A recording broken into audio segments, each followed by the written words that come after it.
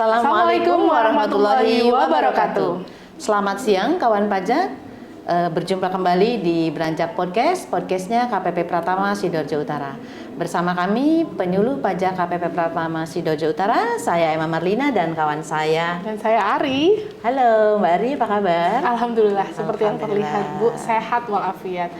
Bu Emma apa kabar? Alhamdulillah sehat.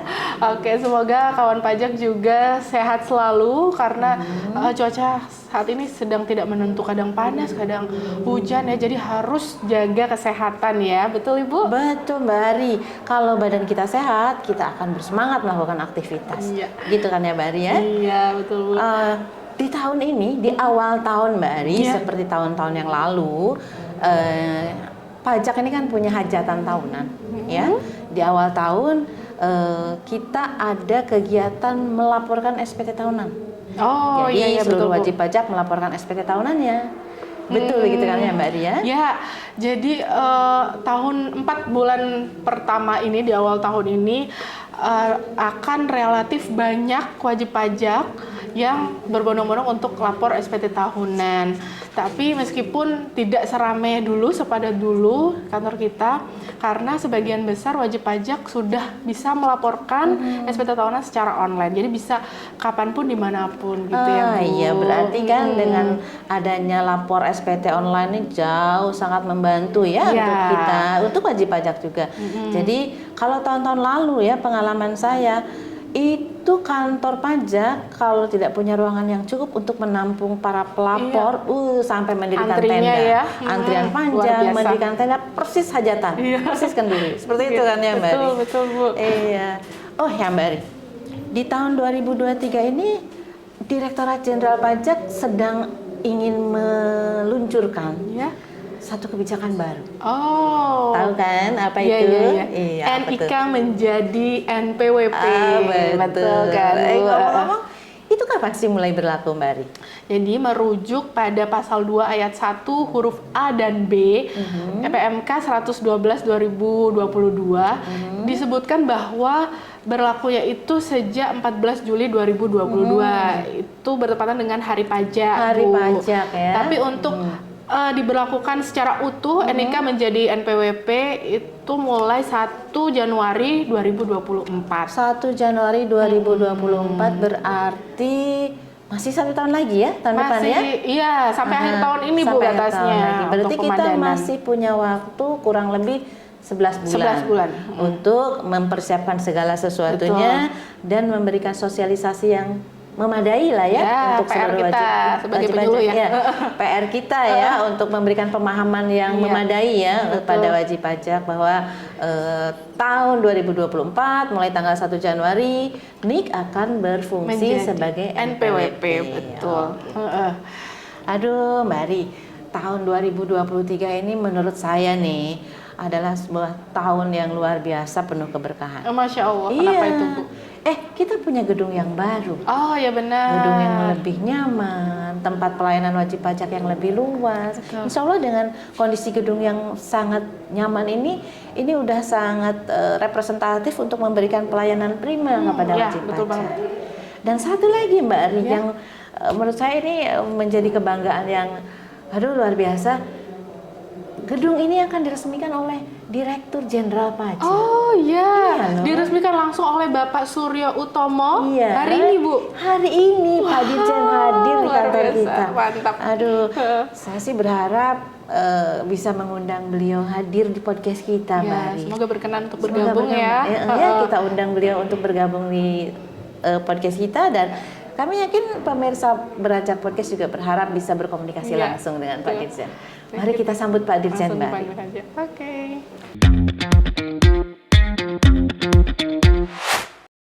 Baik, kawan pajak, alhamdulillah kita kehadiran Bapak Direktur Jenderal Pajak, Bapak Suryo Utomo. Terima kasih Pak Suryo sudah berkenan hadir membersamai kami. Sami-sami Mbak Emma. Ini Beranjak Podcast Pak, berbincang tentang pajak. Podcastnya KPP Pratama Sidoarjo Utara. Saya Emma, fungsional penyuluh pajak di kantor ini.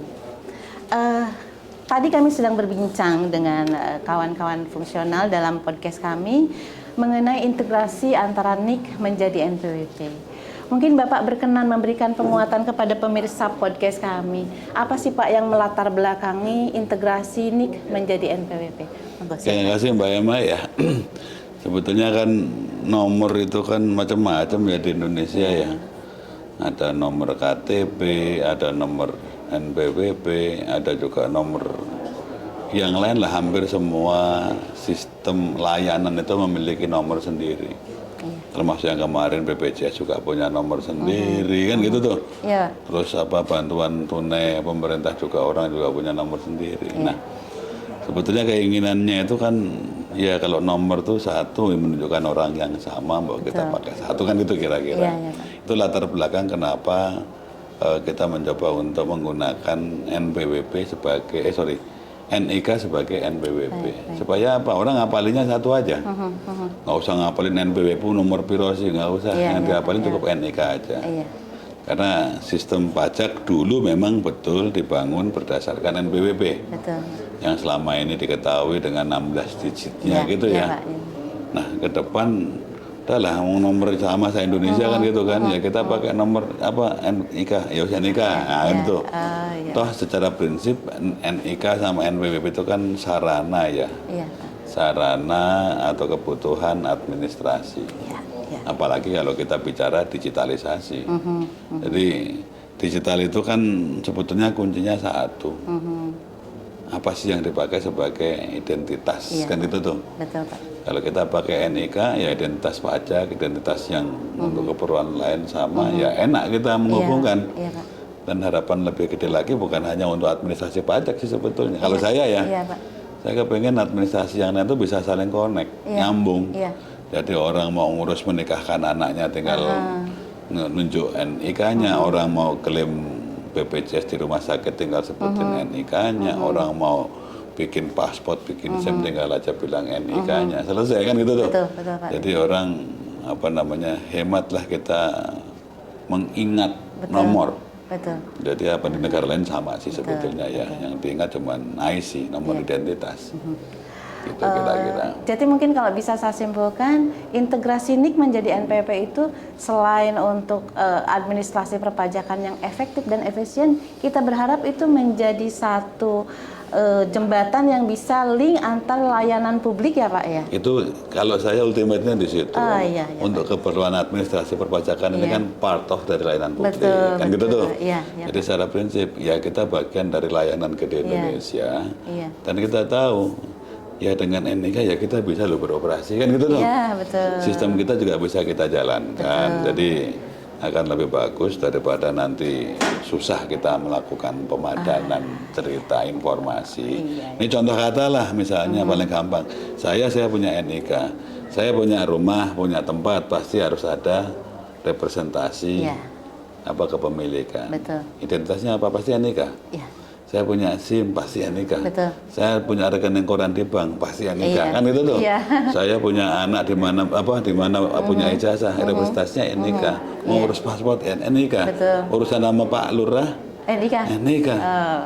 Nah, ini saya bukan bukan bercerita sesuatu yang lain, tapi karena ya sudah ada, kenapa mesti harus kita Betul. Nah, sistem yang harus menyesuaikan, makanya kita sekarang membuat sistem administrasi yang baru, namanya sistem perpajakan. Kan itu kira-kira tuh. Jadi jangan dikhawatirkan teman-teman wajib pajak ya, harus NIK itu membuat kita semakin takut dengan pajak. Enggak lah, itu cuman untuk administrasi. Logika pajak punya penghasilan bayar pajak, nggak punya penghasilan atau penghasilan di bawah penghasilan tidak kena pajak ya nggak bayar pajak. Itu kan logikanya kan sederhana kan itu aja sih sebetulnya. Ini yang aku minta tolong titip juga teman-teman di sini dan juga teman-teman wajib pajak untuk cerita. Kita nggak meminta kalau memang nggak punya penghasilan ya kita nggak bayar, malah negara hadir kan, dikasih bantuan, dikasih macam-macam lah kira-kira kan gitu. Jadi begitu ya pemirsa Beranjak Podcast. Kita tidak usah khawatir NIK menjadi NPWP bukan berarti kita akan dipajaki kalau kita tidak secara objektif sudah berpenghasilan. Nggak punya penghasilan nggak dipajakin deh. Betul. Penghasilan di bawah PTKP juga nggak dipajakin ya. Terima kasih Pak Suryo. Aku cuma nitip aja satu kepada masyarakat wajib pajak, nggak usah khawatir. Gitu aja sih. Nggak usah khawatir.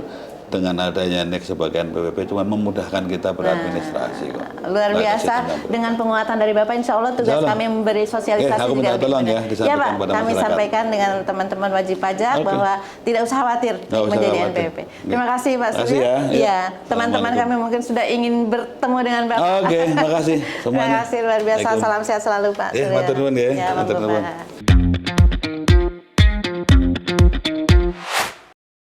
Alhamdulillah Ari, kehormatan sekali ya kita bisa berbincang-bincang dengan Bapak Direktur Jenderal Pajak Bapak Surya Utomo. Luar biasa ya Bu. Saya yakin meskipun obrolan tadi singkat, tapi dapat memberikan pemahaman yang lebih baik kepada masyarakat mengenai integrasi NIK menjadi NPWP. Iya betul. Saya ingin menggarisbawahi pesan Pak Dirjen tadi Ari, bahwa dengan integrasi NIK dengan NPWP itu masyarakat nggak perlu takut. Oh iya. Iya, karena itu bukan berarti mereka kemudian harus membayar pajak. Karena kewajiban membayar pajak itu hanya dikenakan kepada mereka yang sudah memenuhi syarat. Salah satunya mereka yang punya penghasilan. Ya, Iya. betul. Dan satu lagi, Pak Dirjen tadi berpesan ini menjadi tugas bagi kita, ya, bagi kami semua pemirsa Beranjak Podcast.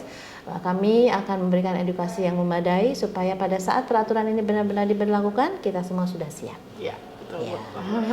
Demikian kawan pajak, sahabat Beranjak Podcast kita kali ini dengan tema integrasi NIK dan NPWP.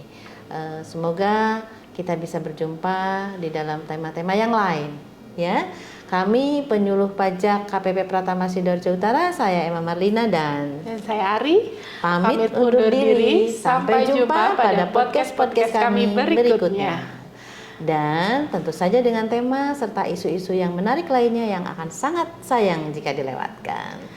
Sampai jumpa, salam sehat selalu. Wassalamualaikum warahmatullahi wabarakatuh.